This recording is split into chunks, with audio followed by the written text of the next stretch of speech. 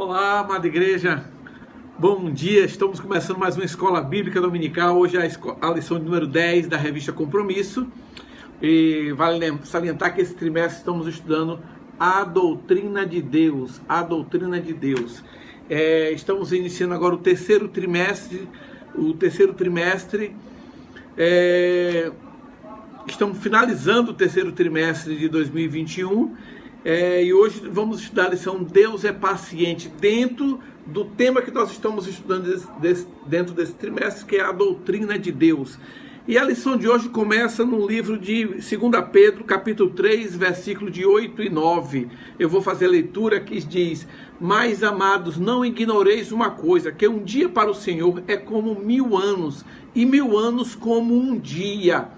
O Senhor não retarda a sua promessa, ainda que alguns a tenham por tardia, mas é longânimo para conosco, não querendo que alguns se percam, senão que todos venham a arrepender-se.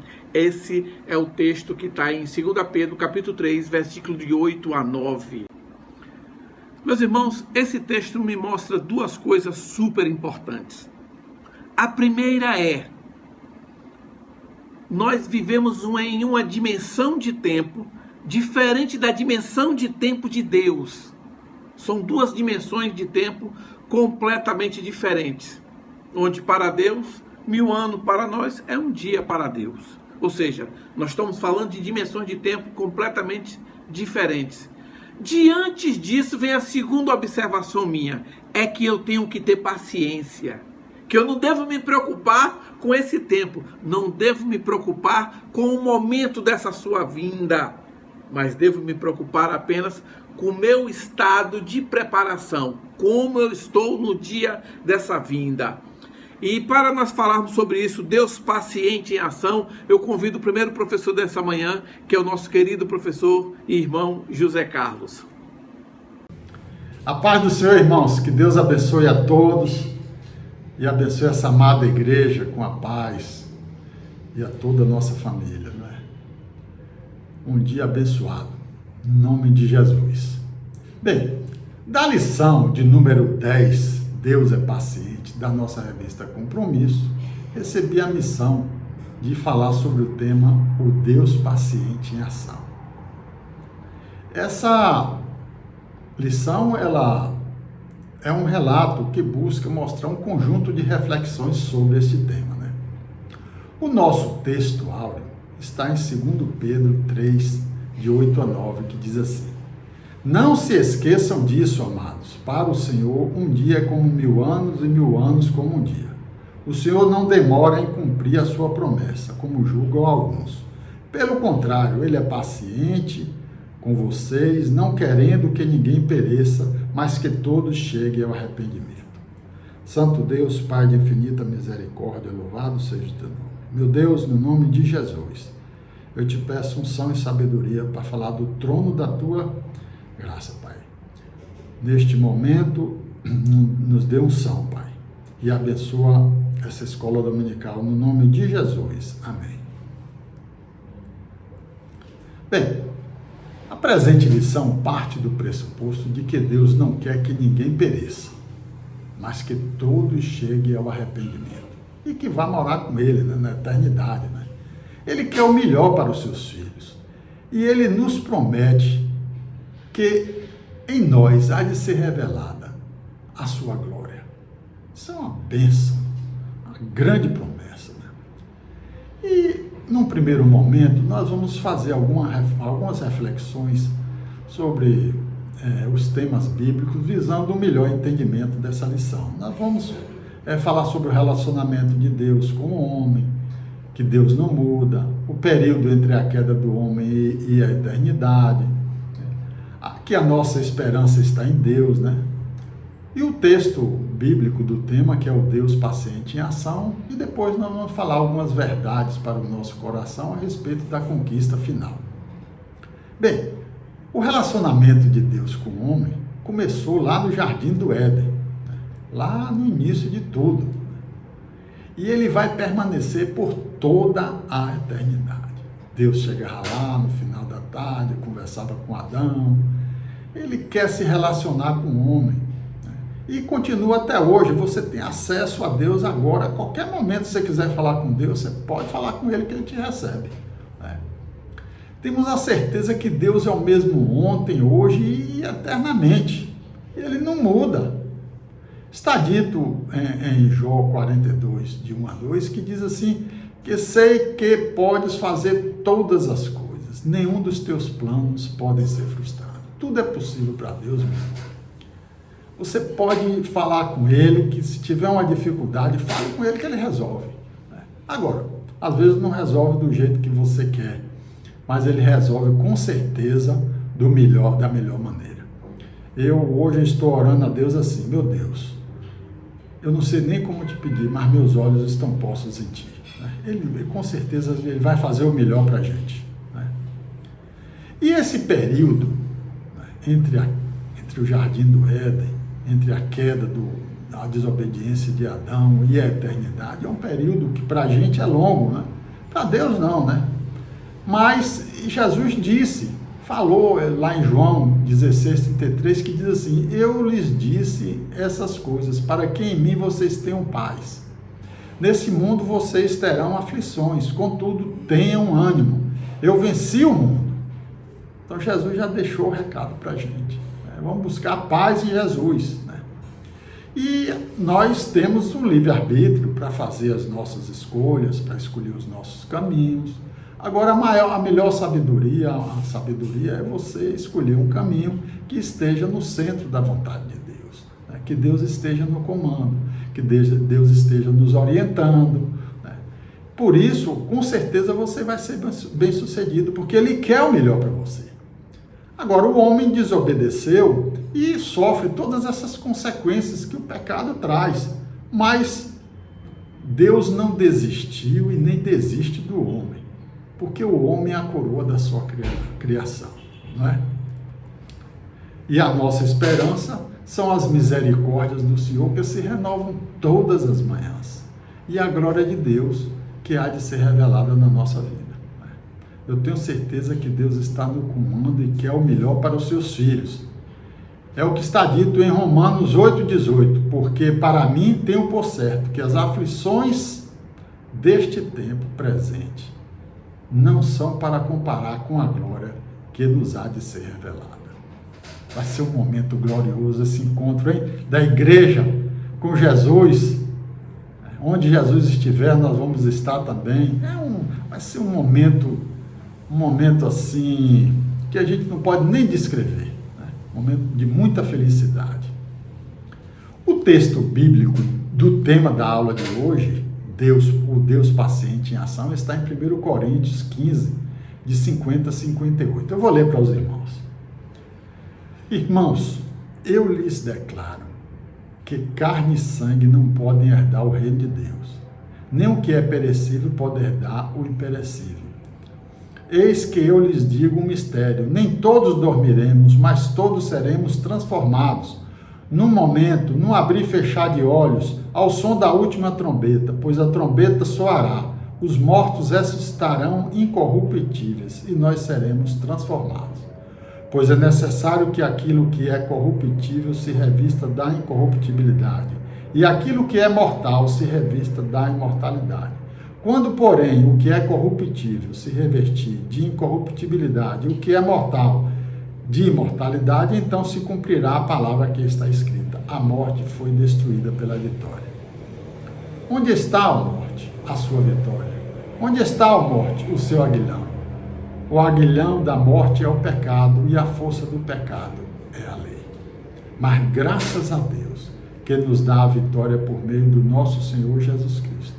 Portanto, meus amados irmãos, mantenham-se firmes e que nada os abale. Sejam sempre dedicados à obra do Senhor, pois vocês sabem que no Senhor o trabalho de vocês não será inútil. Está lá em 1 Coríntios 15, de 50 a 58.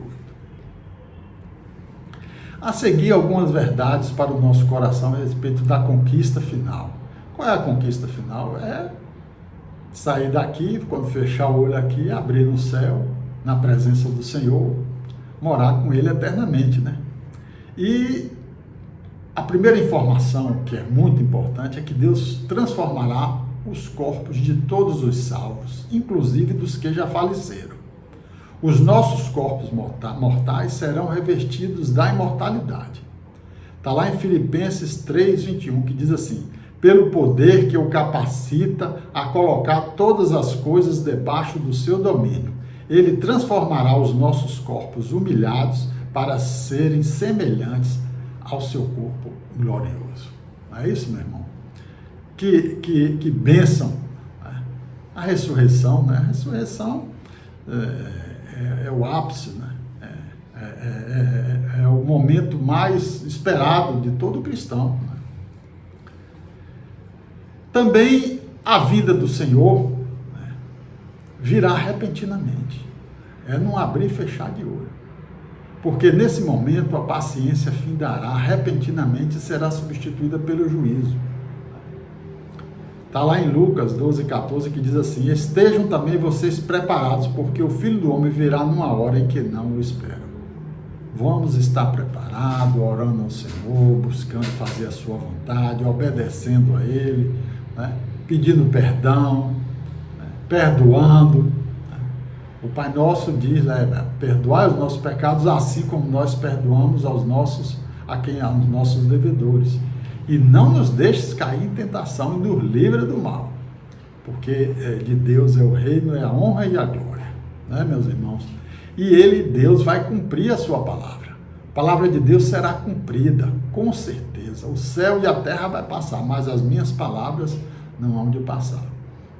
E lá em Isaías 25:8 ele diz assim: destruirá a morte para sempre, o soberano Senhor enxugará as lágrimas de todo o rosto e retirará de toda a terra a zombaria do seu povo.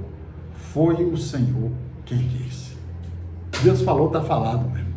Pode ter certeza disso. E ele também vai nos dar a vitória. O fato de sermos transformados e vencermos a morte na vinda do Senhor é devido a Deus ser paciente, ser misericordioso, ser bondoso, ser gracioso, né? Essa é uma vitória exclusiva dele, através de Jesus, seu Filho amado, que morreu na cruz para nos salvar, né? Porque está lá, Jesus, Deus amou o mundo, né? Deu seu Filho unigênito para que todo aquele que nele crê não pereça, mas tenha a vida eterna. Essa aqui é a nossa vitória, né? E ele vai recompensar também os trabalhadores da sua obra, né? Você trabalhou aqui, tenha certeza que você vai receber essa recompensa. Toda a dedicação dos salvos na obra terá o reconhecimento de Deus. Está dito em 1 Coríntios 15:58 aí, ó. Portanto, meus amados irmãos, mantenham-se firmes e que nada os abale. Sejam sempre dedicados à obra do Senhor, pois vocês sabem que no Senhor o trabalho de vocês não será inútil. Concluindo, meus irmãos, Deus é esse Pai bondoso, misericordioso, é paciente, gosta dos seus filhos, quer conviver com a gente, né? E as suas misericórdias são as causas de não sermos consumidos, né? Como eu já disse, elas se renovam todas as manhãs. E Ele não dá aos nossos feitos, Ele não dá o que os nossos feitos merecem, né? A gente, realmente, todos pecaram e destituídos estão da glória de Deus, mas pelas suas misericórdias somos salvos, né? Ele sempre nos dá a oportunidade do arrependimento, da conversão e a garantia de que vamos morar com Ele eternamente na Cidade Santa, na Nova Jerusalém. É uma grande cidade, né? Tem 12 portas, né? Lá no livro de Apocalipse tem a descrição dela, né? Então Deus é pacientemente como um agricultor, Ele nos fará crescer espiritualmente na graça e no conhecimento de Cristo. A vida cristã é dinâmica, né? E está constantemente em crescimento e culminará isso, quer dizer, o ápice disso vai ser na eternidade. Ele tem sido paciente conosco, e a Ele seja dada toda a honra e toda a glória, hoje e sempre. Amém. Que Deus abençoe a todos. Agora,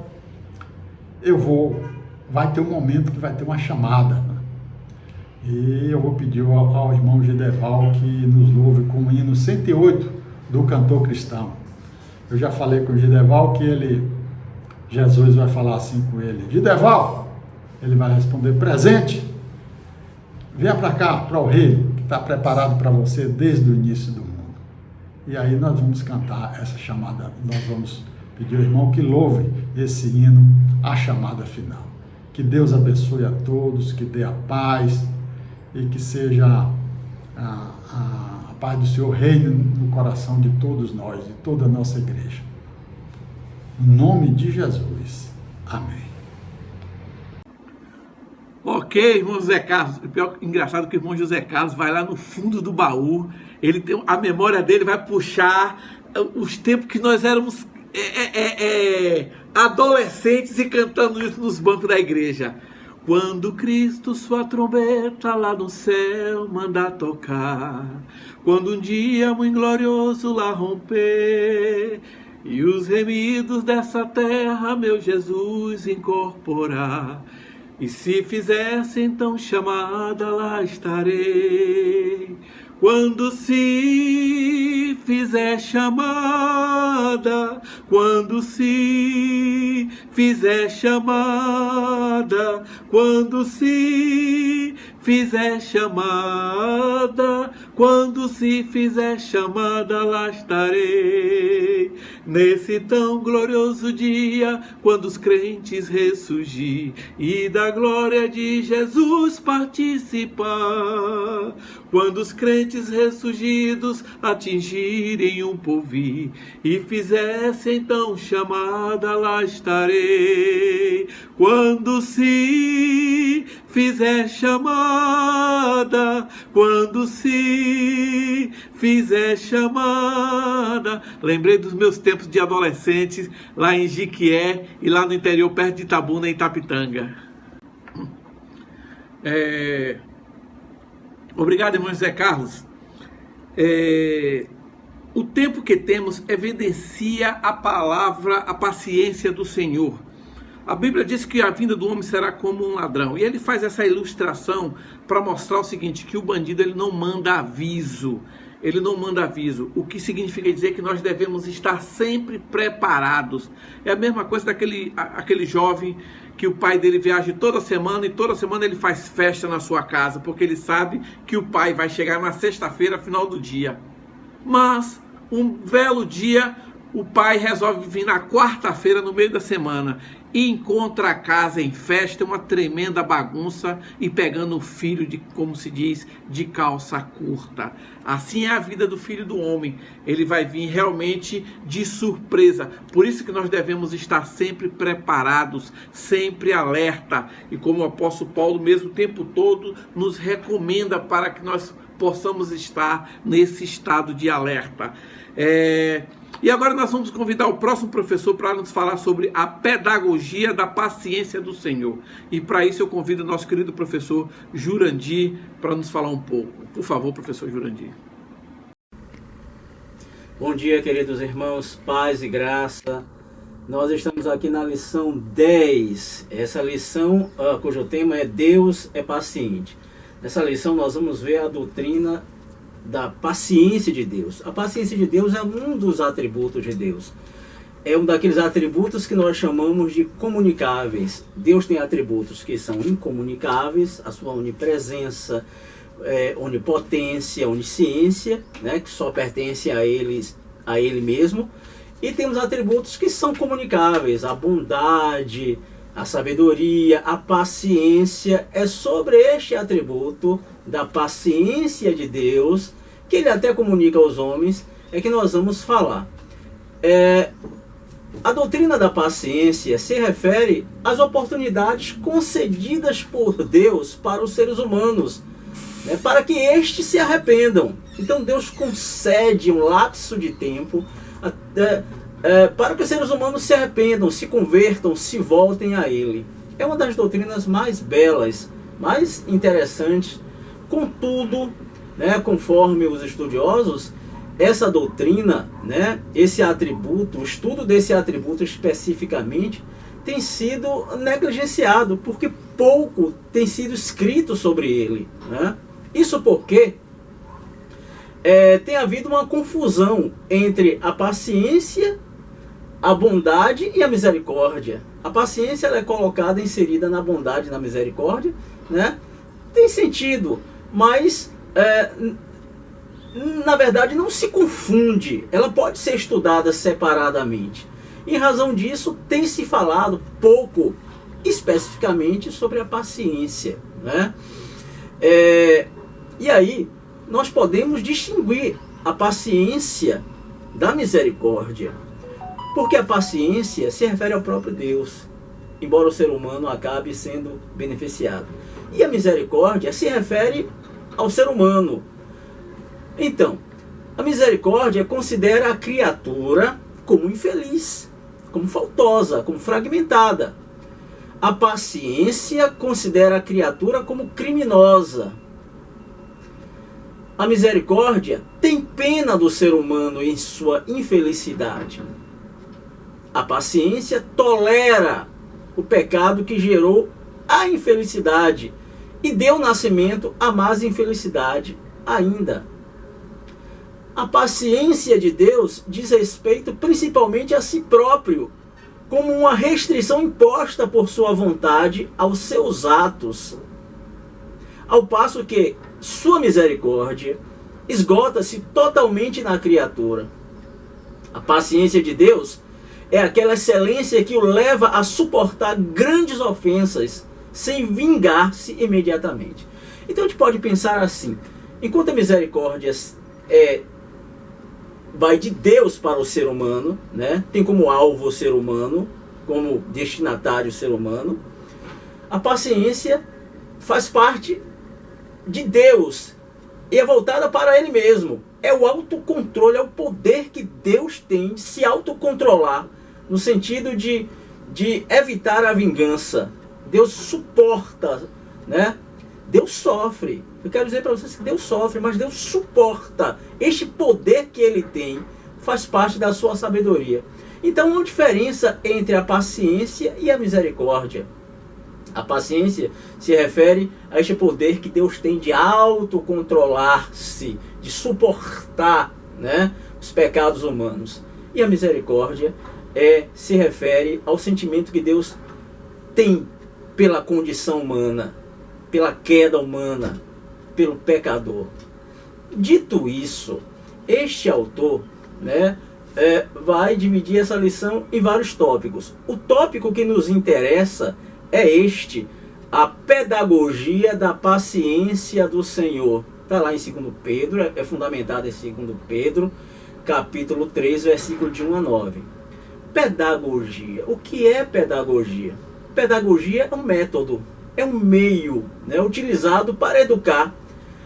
É um método de ensinar. E a gente vai entender aqui em 2 Pedro, que nós vamos ler daqui a pouco, que Deus utiliza recursos, meios, métodos na sua paciência para nos ensinar. Mas antes de vermos esses recursos, vamos ler aqui 2 Pedro, capítulo 3, versículo de 1 a 9. Diz aqui assim, 2 Pedro, capítulo 3, versículo de 1 a 9. Amados, esta é agora a segunda carta que escrevo a vocês. Em ambas, procuro com lembranças despertar a mente esclarecida de vocês, para que se lembrem das palavras que anteriormente foram ditas pelos santos profetas e também se lembrem do mandamento do Senhor e Salvador, que os apóstolos de vocês lhes ensinaram.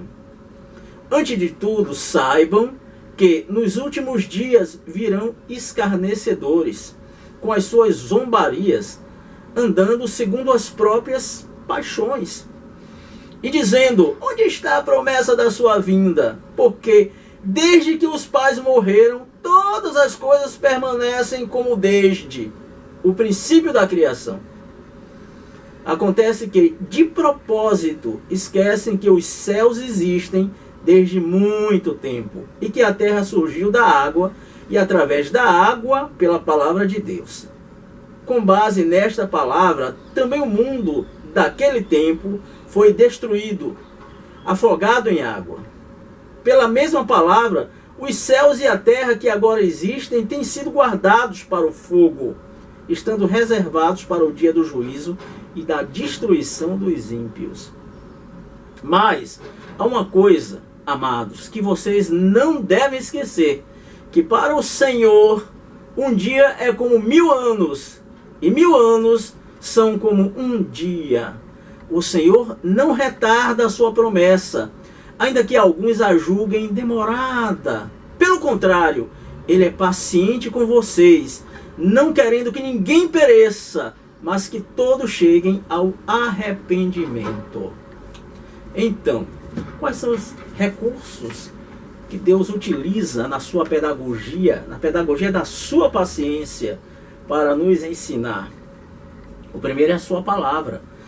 A palavra de Deus, ela é una, ela tem autoridade e ela tem cristocentridade. Ela é una porque se fundamenta nos profetas, no evangelho, nos apóstolos. Então, todo o discurso dela tem o mesmo sentido, uma mesma mensagem salvífica e os mesmos fundamentos autorizados. Ela é una. Ela tem autoridade porque ela se respalda na Torá, né? E ela tem cristocentricidade. Por quê? Porque o fundamento de toda a Escritura é Jesus. O centro dela, todos os discursos salvíficos se remetem a Ele, ao Hamashia, a Jesus Cristo. Então, a palavra de Deus é o primeiro recurso. O segundo recurso é a contestação dos homens. A própria impiedade humana é um recurso que Deus utiliza para nos ensinar, né? Porque nesta impiedade, os homens, eles são escarnecedores. Olha o que eles fazem nessa sua impiedade. Eles vivem de acordo com os seus próprios desejos. É a autarqueia, né? A autonomia pecaminosa. Não precisa de ninguém. O referencial de sua própria existência são eles mesmos. Vivem como quero, né? Ou melhor, como querem. Então, este viver conforme seus próprios desejos é um assinte à glória de Deus. Porque Deus quer que nós o reconheçamos e o adoremos. Então, a impiedade é assim, autônoma. Possuem essa autarqueia perigosa e pecaminosa. Eles são cheios de sarcasmos, porque eles debocham daquilo que nós cremos. Nós que somos um pouquinho mais velhos na fé, nos lembramos da época que as pessoas nos chamavam de Bíblia. Lá vem o Bíblia, né? Eles zombam da nossa fé. Eles têm uma visão míope, esses seres humanos debochados, esses seres humanos, né, que vivem na impiedade, porque eles não conseguem enxergar as coisas espirituais. Eles são ignorantes do propósito de Deus. E aqui o apóstolo nos diz que eles são ignorantes não porque eles são inocentes, eles são ignorantes porque eles decidiram ignorar a Deus. Eles tomaram por propósito ignorar a Deus. Por isso que eles são ignorantes. Não por inocência, mas porque eles querem. Eles serão surpreendidos pelo dia do juízo. As suas práticas, que são assinte a Deus, né, serão vingadas no dia do juízo. É o limite da paciência de Deus. O apóstolo Paulo diz que a paciência de Deus terminará, findará como um átimo. Irmãos, um átimo é aquele momento entre o abrir e o fechar dos olhos, a piscar os olhos, né? São de 3 a 4 décimos de segundo. A paciência de Deus tem limite, e o limite vai ser quando Ele decidir que o tempo para o arrependimento acabou. Então, a contestação dos homens também é um recurso que Deus utiliza para nos ensinar. O terceiro recurso, são 4 recursos, o terceiro recurso é o tempo. Olha que aqui nós vimos que esses ímpios diziam, porque até agora nada aconteceu, diz que ele voltaria, que haveria uma parousia, tal, tudo isso. Mas esses ímpios, eles desconhecem um fato, né?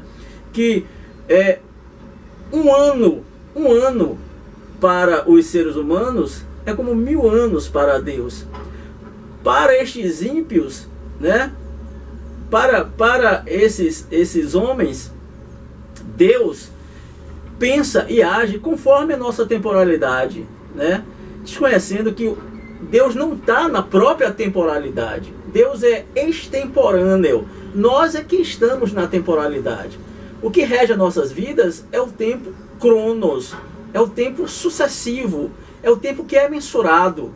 Mas Deus não, Deus está fora do tempo.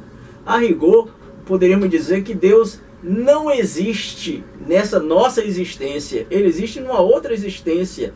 Deus, ele não é medido pelo tempo. O tempo próprio de Deus é o Kairos, né? O Kairos é o tempo qualitativo, é o tempo em que as coisas precisam acontecer porque estão amadurecidas para acontecer, e aí envolve muita sabedoria. Então, no tempo de Deus, no Kairos de Deus, é que as coisas acontecem. Nós, como estamos no mundo da espiritualidade, nós participamos também do Kairos de Deus, mesmo dentro dessa existência que é guiada pelo Cronos. Mesmo nessa temporalidade, há momentos em nossas vidas que o Kairos de Deus se revela.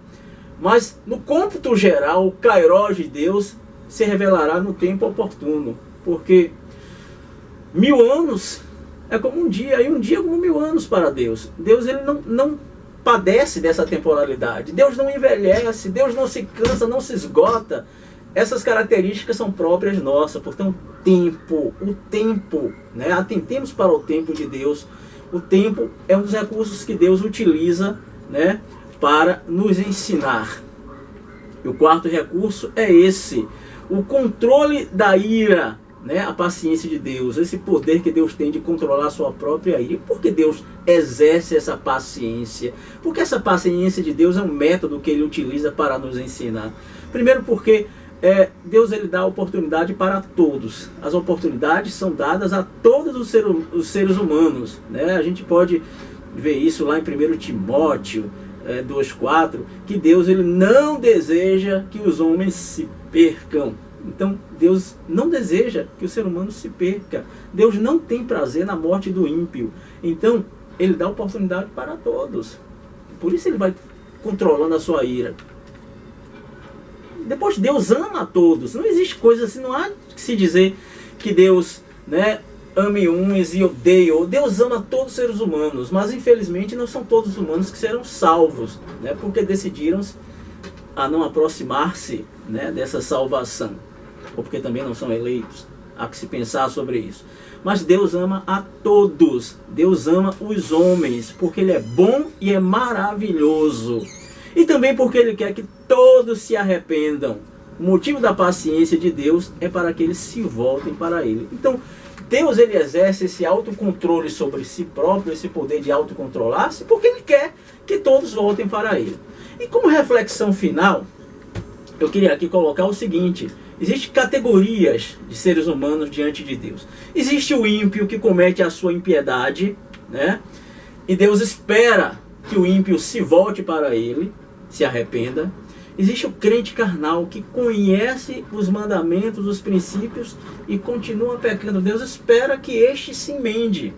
E existe também aquele crente que não é carnal, aquele crente, né, que exerce, vamos dizer assim, os princípios bíblicos, guarda a doutrina, mas falta-lhe algo, falta-lhe o primeiro amor. Quero ler aqui, olha, em Apocalipse, a carta que é direcionada à igreja de Éfeso. A gente vai perceber que aqui eles são crentes de verdade. E não são crentes carnais não, mas falta alguma coisa. E para estes também Deus espera que eles se arrependam. Olha o que está escrito lá em Apocalipse capítulo 2, que é a carta dirigida à igreja de Éfeso. Diz aqui assim, a partir do versículo 2: conheço as obras que você realiza, tanto o seu esforço como a sua perseverança.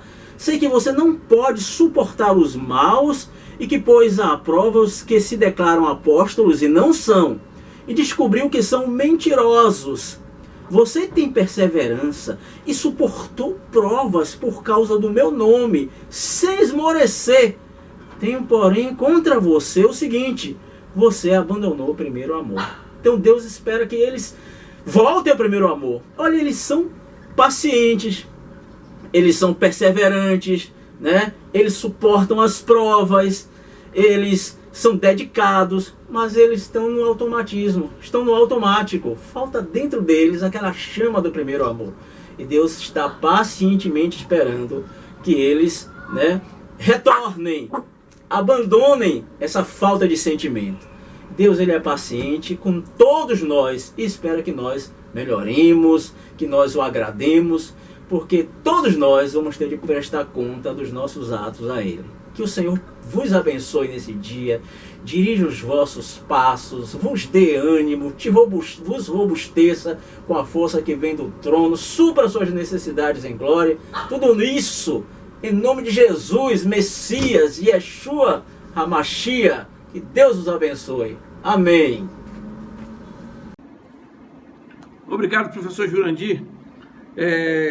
Agora eu vou convidar outra professora, apesar de ser jovem, mas já é veterana já na nossa escola bíblica dominical e fala com extrema desenvoltura. É a nossa querida irmã Laís, jovem Laís, e ela vai falar sobre um pouco o anúncio do dia do Senhor revela a sua paciência. Por favor, Laís. Bom dia, irmãos, graça e paz. É sempre um prazer estar aqui com os irmãos. E hoje eu gostaria de começar a nossa reflexão de hoje com duas perguntas. A primeira é: você tem consciência da presença de Deus na sua vida? E a segunda, que aprofunda ainda mais um pouquinho a questão, é: essa consciência da presença de Deus na sua vida interfere na maneira como você vive? Para nós pensarmos um pouquinho sobre isso, eu gostaria de convidar vocês a abrirem as suas Bíblias na primeira carta de Pedro. 1 Pedro, capítulo 3, dos versículos 10 a 12. Na verdade, nós vamos fazer esse recorte apenas de um trechinho aqui. E nesse momento, o apóstolo Pedro, ele traz diversas exortações para os leitores, né? E também para as nossas vidas, dando várias recomendações muito práticas sobre como nós devemos nos comportar, o que nós devemos fazer como cristãos, qual deve ser a nossa forma de agir, a nossa forma de nos relacionarmos com as outras pessoas. E aí eu quero ler especificamente esses versículos, 1 Pedro 3, do 10 ao 12, que diz o seguinte: pois quem quer amar a vida e ver dias felizes, refreia a língua do mal e os lábios de falar coisas enganosas. Afaste-se do mal e faça o bem. Busque a paz e nela insista, porque os olhos do Senhor estão sobre os justos e os seus ouvidos atentos às suas súplicas, mas o rosto do Senhor está contra os que praticam o mal.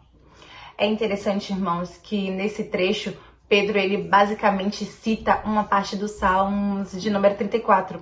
Então, esses princípios que ele apresenta aqui não são coisas novas ou que ele inventou, mas é algo que já desde o Antigo Testamento tinha já sido afirmado para o povo de Deus. E agora Pedro utiliza, né, esse recurso e faz essa citação lá nos Salmos e traz isso para a realidade de seus leitores. E isso chega também até nós nos dias de hoje. Nessas palavras, irmãos, Pedro, ele traz aí algumas coisas muito importantes para a nossa vida, alguns princípios que nós devemos aplicar para que sejamos felizes, para que sejamos realizados na nossa vida. Aqui ele diz, né, quem quer amar a vida e quem quer ver dias felizes. Então nós temos aí algumas coisas que precisamos fazer para que possamos viver essa realidade. E o primeiro princípio, então, que ele nos apresenta e que nós devemos aplicar em nossas vidas é o cuidado com a nossa fala, o cuidado com a maneira como a gente fala. Ele diz isso ainda no versículo 10, quando ele diz, então, refreie a língua do mal e os lábios de falar coisas enganosas. Quantas vezes nós fomos traídos pela nossa própria língua? Quantas vezes nós nos metemos em problemas por não administrarmos bem a nossa fala? Então, nós precisamos, como cristãos, especialmente, colocar esse princípio em prática, pensarmos melhor antes de falar, para que a nossa fala não nos traga problemas e principalmente não envergonhe. E no versículo 11, nós vemos outro princípio, que é o cuidado com o nosso modo de agir. Ele diz, afaste-se do mal e faça o bem.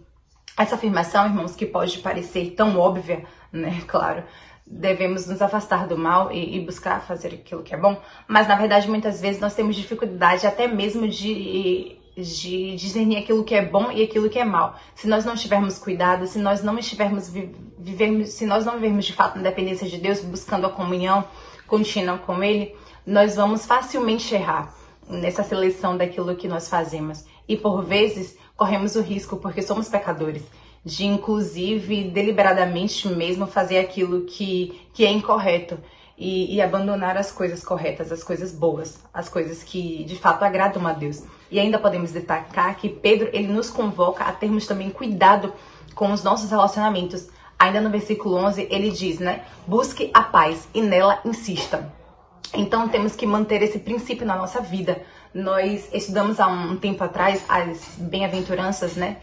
E lá diz, né? Bem-aventurados pacificadores.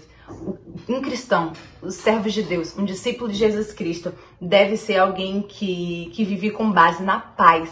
Alguém que busca a paz na sua vida, nas suas relações, e alguém que promove a paz também. Interessante que Pedro nos diz, irmãos, que nós devemos buscar a paz e nela insistirmos, o que nos traz uma ideia de continuidade. Nós devemos insistir, persistir, continuar caminhando com base na paz. E então nós chegamos no versículo 12, e é com base nesse versículo que eu gostaria de trazer a principal reflexão nesse tempo. Voltando para aquelas perguntas que nós fizemos lá no início. No versículo 12 se inicia assim: porque os olhos do Senhor estão sobre os justos. E eu perguntei se você tem consciência da presença de Deus na sua vida, se nós temos consciência disso. A Bíblia nos ensina, irmãos, que Deus é onipresente e onisciente. Ele sabe de todas as coisas, ele está presente em todos os lugares. O salmista afirma no Salmo 139 que não pode fugir da presença de Deus. Então Deus acompanha as nossas vidas, ele sabe de todas as coisas que acontecem. E nós, cristãos, nós que fomos alcançados pelo seu amor, pelo sacrifício de Jesus Cristo naquela cruz, temos ainda uma dimensão muito mais profunda. Deus, ele não apenas está nos vendo, não está presente ao nosso redor, mas agora ele se faz presente nas nossas vidas. Ele habita em nós através do Espírito Santo. E essa habitação é uma habitação permanente. Então, Deus, ele está presente nas nossas vidas. Mas muitas vezes nós não temos essa consciência, irmãos. Muitas vezes nós agimos ignorando essa realidade. Fazemos tantas coisas que, na verdade, não estão de acordo com os padrões que Deus nos apresenta. Não está de acordo com a sua vontade. E, na verdade, nós não estamos nos lembrando que Deus, ele está presente. Que Deus, ele está nos vendo. E essa sua presença, então, deveria nos motivar a agir de acordo com a sua vontade. Então, eu não devo fazer ou deixar de fazer alguma coisa simplesmente pela conveniência. Eu não devo fazer ou deixar de fazer alguma coisa simplesmente para obter alguma vantagem ou algum benefício, pensando simplesmente nisso. Eu não devo fazer ou deixar de fazer alguma coisa para agradar ou para obter a aprovação de qualquer outra pessoa. Mas eu devo fazer ou deixar de fazer as coisas para agradar unicamente a Deus e para obter a aprovação dele.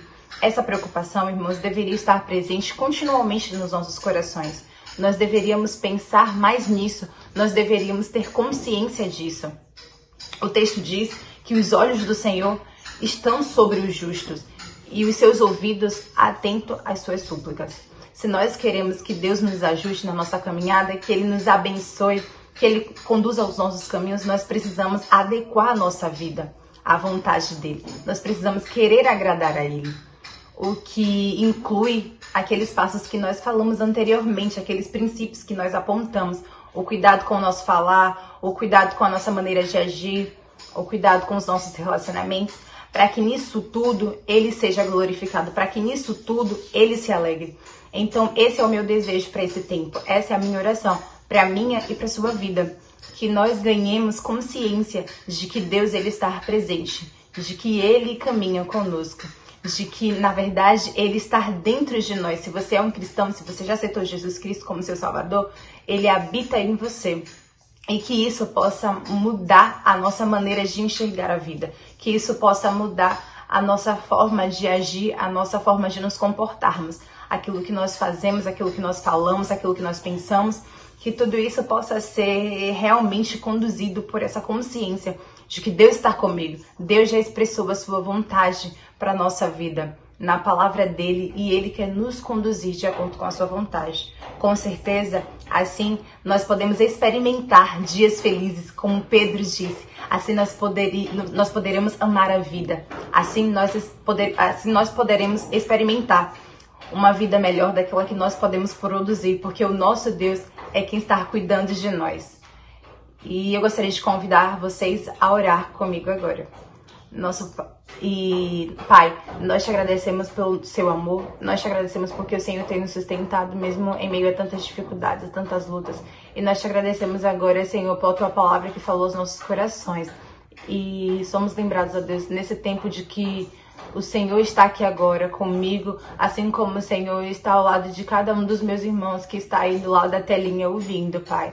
E o Senhor habita, Senhor, no coração daqueles que aceitaram o sacrifício de Jesus na cruz. Nós pedimos a Deus que o Senhor nos ajude a caminharmos a cada dia com essa consciência, a que nos lembremos disso, ó Deus, e que iremos agradar ao Senhor como aquilo que nós fazemos. Livra-nos, ó Deus, de nós mesmos, dos nossos maus caminhos, dos nossos maus pensamentos, dos nossos maus desejos e nos conduza de acordo com o teu querer para as nossas vidas. Nos ajuda, Deus, porque sabemos que somos falhos. Sabemos, ó Deus, que por nós mesmos não somos capazes de viver isso, mas cremos que com a tua ajuda, que com a tua ação do teu Santo Espírito, isso é de fato plenamente possível. Nós te agradecemos por tudo isso e pedimos, ó Deus, essas coisas, orando no nome do nosso Senhor Jesus Cristo. Amém. Um beijo, irmãos. Até a próxima. Meus irmãos, obrigado, Laís, por mais uma vez atender o nosso convite. Meus irmãos, alguns dizem que o tempo ele é relativo. Imagina que 30 segundos na frente de um semáforo, esperando aquele semáforo que está vermelho, ficar verde. Às vezes, quando você está com pressa, é uma eternidade. Parece que não vai acabar nunca. Parece que não vai abrir nunca aquele sinal, que vai ser uma eternidade, ele vai se transformar, sair do vermelho para o verde. Às vezes, quando nós estamos numa igreja ouvindo um louvor bonito que agrada aos nossos corações, e quando a gente está querendo que ele continue mais, que ele demore, ele acaba. A mesma acontece em algumas mensagens que a gente está ali escutando a mensagem e a gente querendo ouvir mais e ela acaba. Então observa que o tempo ele chega a ser relativo. Esse mesmo tempo que nós estamos falando da relatividade do tempo, na época de Paulo, por exemplo, ele achava que Cristo fosse vir naquela época. Mas a gente sabe o seguinte, que nem o Filho do Homem saberia a data exata da vinda de Cristo. Para ele pode ser ontem, amanhã. Para nós pode representar uma eternidade. Mas para Deus pode ser, na semana que vem eu volto lá na terra. Não cabe a nós ficar tentando calcular esse tempo, mas sim prepararmos para estarmos prontos para esse dia final. Meus irmãos, mais uma vez eu quero agradecer a todos. Está gostando da nossa CBD? Está vendo o sinalzinho aí, ó? Dê um clique aí, dizendo que o irmão assistiu, que o irmão está gostando da nossa CBD. Quer mandar alguma sugestão? Pode mandar para mim, pode mandar também para o professor Rafael, que está coordenando todo esse trabalho. Para nós é um motivo de grande alegria estar aqui mais uma vez, estar tendo essa oportunidade. E pode ter certeza o seguinte, é difícil, mas fazemos com todo o amor e prazer, pois estamos fazendo algo para o crescimento do reino de Deus. E por isso é que nós ficamos felizes por isso. Quero agradecer a todos e dizer que domingo que vem tem mais. Um forte abraço para todos os irmãos.